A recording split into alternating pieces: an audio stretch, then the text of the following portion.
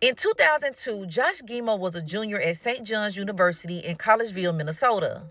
So Josh was an honor student majoring in political science, but he had dreams of becoming a lawyer and one day being the president. He'd want to be like a lawyer and argue, Now, Josh had recently went through a breakup with his girlfriend Katie of over 4 years. But other than that, everything seemed to be going okay in his life up until November 9th of 2002. So this night had been like any other night. Josh was in his dorm room. He was writing a paper when his friends asked him if he wanted to go to a party that was on campus.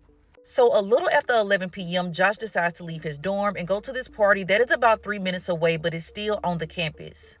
So this is kind of a small gathering. There are about 8 to 10 people there, and they're playing poker and drinking beers. At some point in time, Josh leaves, but nobody actually notices he leaves until after he's already gone. Which is completely out of character for Josh because he would tell somebody, hey, I'm about to go. So the fact that he left like that abruptly kind of stood out to his friends at the party. So they end up calling back to his dorm to see if he's there, but they get no answer. So the estimated time that they believe Josh left was around 11:45 p.m. But it wouldn't be until his roommate gets home hours later when he realizes Josh still did not come home. Now, later on that day on the 10th, Josh actually had a mock trial debate hosted by the Pre-Law Society. It was very important to him, and this is something that he wouldn't miss, but he missed it. Now, his friends began to look for him, but once they realize that they cannot find Josh, they go ahead and they alert the staff. And this is when Josh's parents actually get a call from the school saying, hey, you need to report Josh missing because we have no idea where he is. Now, this is now about 24 hours after Josh was last seen. His parents report him missing, and the investigation into his disappearance begins. So there were a few witnesses that claimed to have seen Josh after he left that poker party around 11:45 p.m. Witnesses claimed that between 12:15 and 12:30 a.m. they saw Josh walking on a bridge.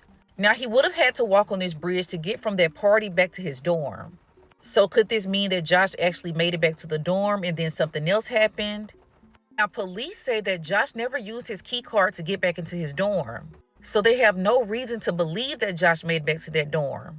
Now, y'all, some people even claim to have heard Josh's computer playing music and hearing it skip between 12:15 and 12:32, which would contradict what the witnesses saying that they saw him on that bridge, unless somebody else was in his dorm and was on his computer using his computer.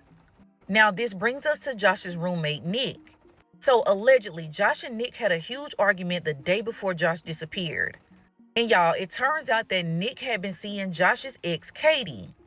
Now, this is extremely messy. You're his roommate. He's with you every day.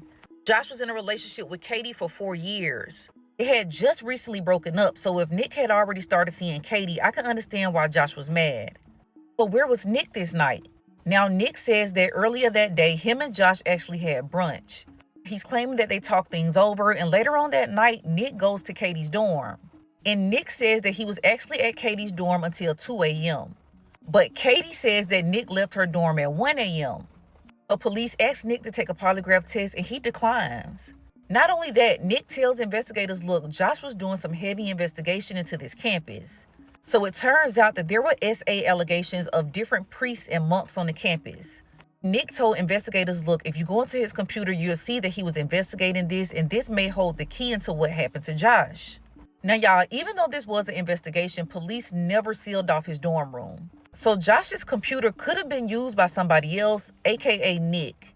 So the fact that he kept trying to make police look at Josh's computer is making me believe that maybe he was the one using that computer.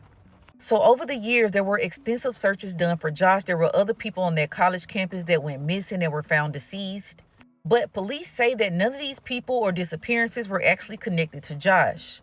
And Josh's family honestly feels like police really didn't do a good job investigating this whole situation. I've always said all along, for whatever reason, he was set up and grabbed for something he found out or whatever. Now, years later after Josh's disappearance, police will come out with some very crazy information.